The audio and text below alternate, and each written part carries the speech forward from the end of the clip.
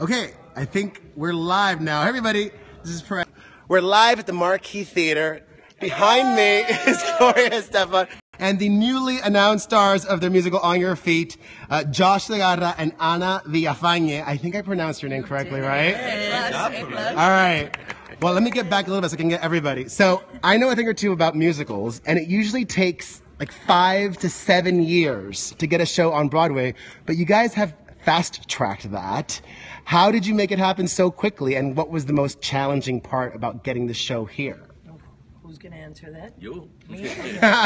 Well, it seems like it was very fast, but we had actually been working for over a decade on honing a story. Years ago, actually almost over 23 years ago, the Nederlanders had come to Emilio to try to do something. It wasn't going to be autobiographical, and we thought it was too soon for that. But we had been working on something that originally was going to happen in Vegas, and the universe kept throwing things in our way, and I listened to the universe, and it was just not the right thing. And then, boom, the Nederlanders said yes, they thought it was a great idea. And then when we met Alex Denolaris, our writer, the first time we were going to look at several writers, we didn't have to go past Alex. I felt an instant connection. And now he's a Golden Globe and Oscar winner on top to boot. With Birdman. Yes, with Birdman. But we've worked with him for 3 years together. 3 years? Writing the actual book. So we've been working on this for a while. And what was that process like? Did he spend a lot of time interviewing you guys? Or just mainly like he did research and asked you questions? Well, he did interview a lot of the people who was close in our life, all the way to the family and, musicians, everybody. And something, I think what you said, it takes a long time. It took probably over 20 years, but I think this is a perfect timing to tell a story about, to inspire people. And I think between the producer, Gloria, me, and everybody that worked in the play, they achieved that. Yeah, we did both things, by the way. He saw everything, read everything that has ever been written, I think, about us, which kudos to him just for doing that. And then we would spend very long sessions together several times, and he'd call me, and he calls me, hey, this scene, we want to remind me of what happened in this moment. He's been very good about that, and he blew me away. When I saw the book the first time I read it, I was in Vero Beach, and he blew me away. And listen, and then to find them. Yes. You know how many thousands of people who went to look for somebody who can represent and understand where we're coming from, being bilingual.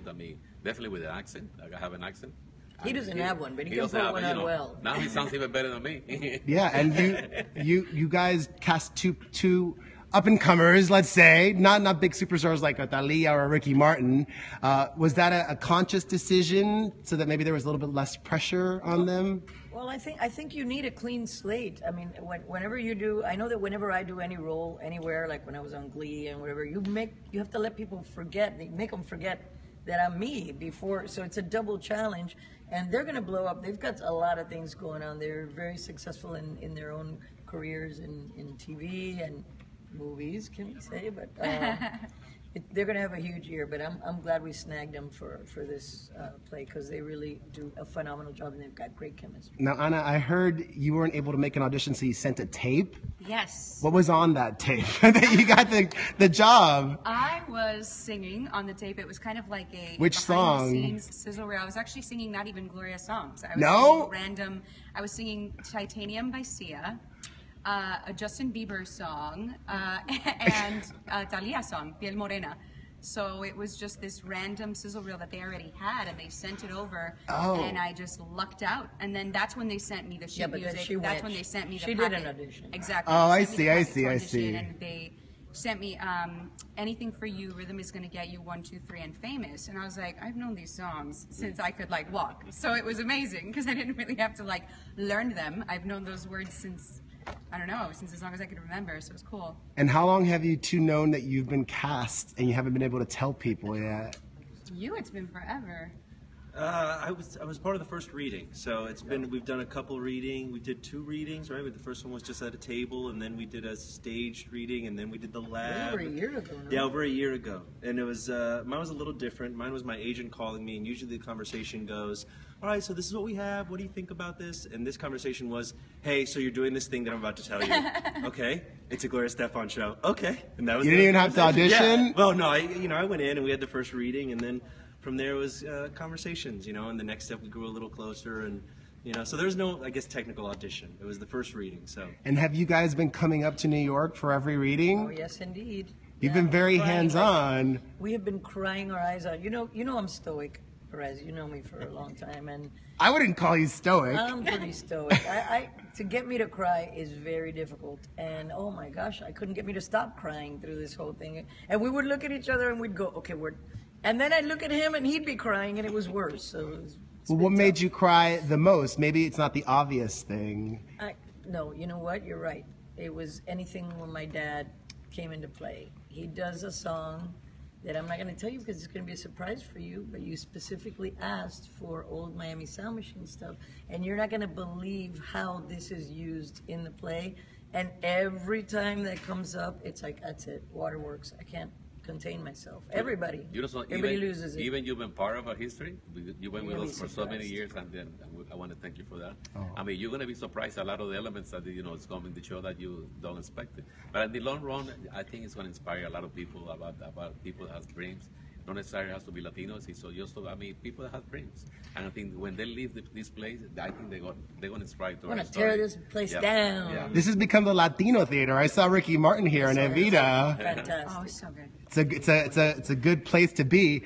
Now, as a hardcore fan, is there something in the show that might surprise me about the story of Gloria and Emilio that I don't know? So, yeah. Yes? We don't want to tell you. Yeah, or else it won't be a surprise. Don't bring mommy. Mommy's going to be crying when she comes here. And she's going to be Actually, dancing my at the end. my mom is not gonna see the play. I don't want to be responsible for killing my mom. And if But she's doing well. She's doing great, but I don't think she could emotionally handle this, and I definitely do not want to be the one that takes her down.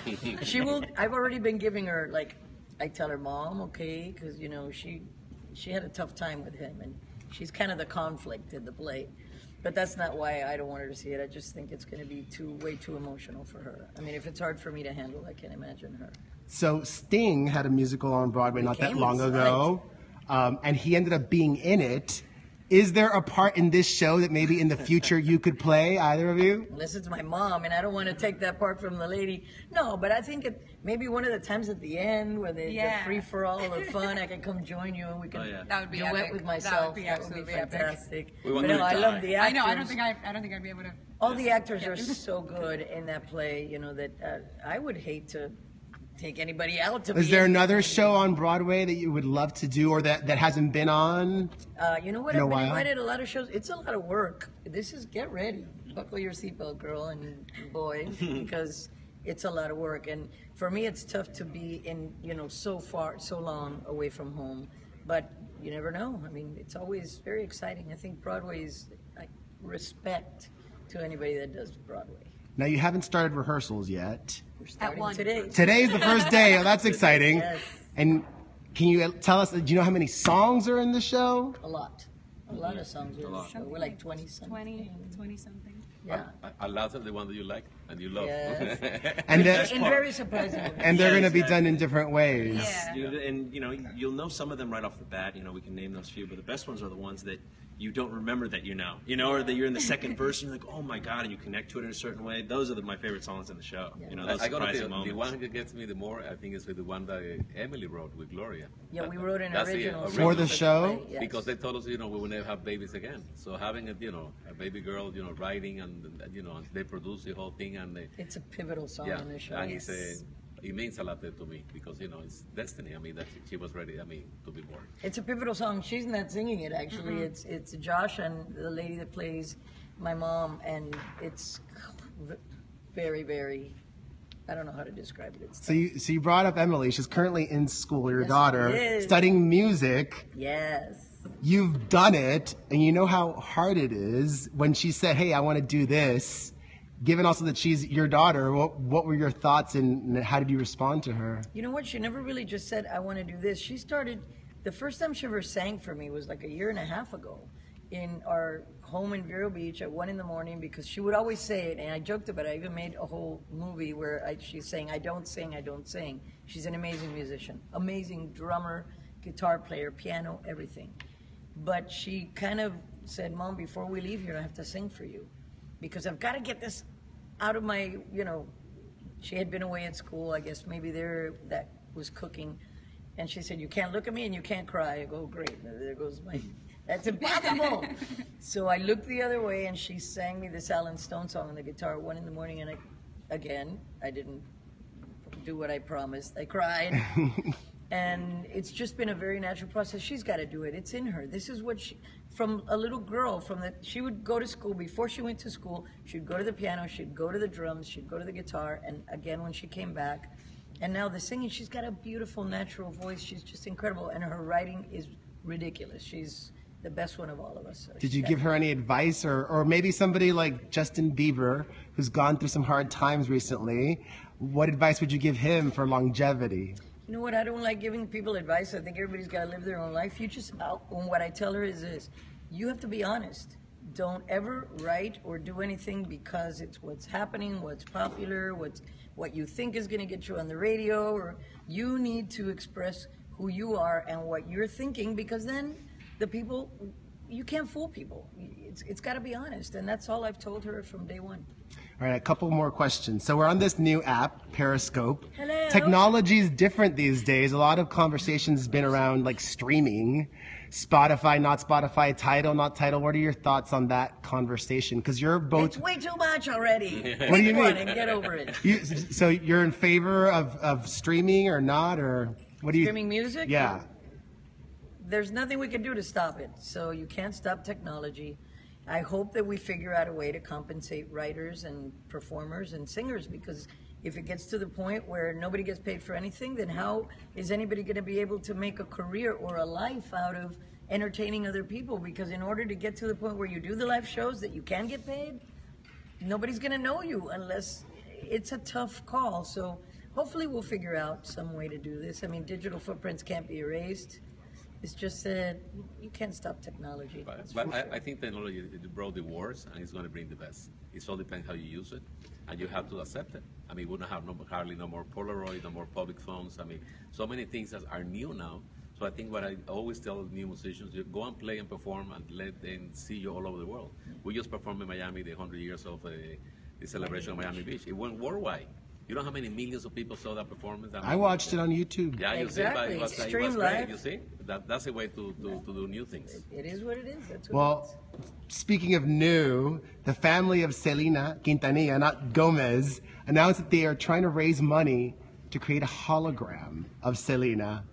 Now you have to think about things like this. In the future, let's say in 50 years when Gloria's not around anymore, how would you feel about there being a Gloria hologram touring? We've actually talked about that. Have you? Because I told him, I go, you are not putting me on the road when I'm dead. So you've already talked about it. You have to like put those things in your will these days. I'm joking about it because I'm thinking I was joking. I mean, it's kind of weird, don't you think? If you're gone, you should be gone eventually, you know.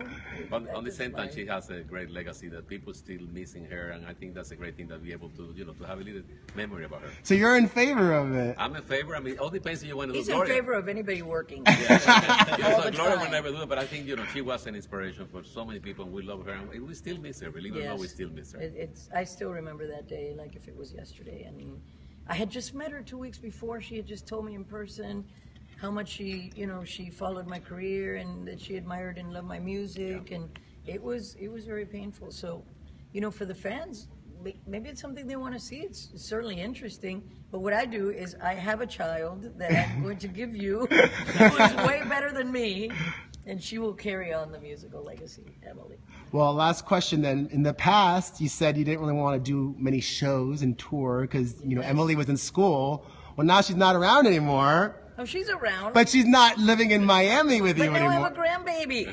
And my mom, Well, you are going to be doing a show in New York in September. We are. That kind of thing, when I said in 2004 that was my last world tour, it was. But I never said I was going to retire. People got that very confused, apparently. And I still do things here and there. I'd spent 2 months on the road in Europe with this huge orchestra, Night of the Proms, which was a lot of fun to do. And we went to Latin America for a couple gigs a couple years ago. Things like that. I'll be here and there. But that's a lot of work. It's a lot of work. She can always sing happy birthday for you. Well, thank you. And tickets went on sale today for the musical. Lucky 13. And it starts in October in New York. October previews. Mm-hmm. October previews. November 5th premiere, and in Chicago will be June 2nd premieres. And you'll be going to Chicago as well? We'll be there, baby. And you too. You're hustling. Yeah, I'm going to definitely try to. I'm going to go to Chicago. Yes. Don't say try, Perez. All right. And bring mommy. Bring mommy. I will. All right. Mommy, Well, baby. thank you, and let's finish this by tapping down. Bye, everybody.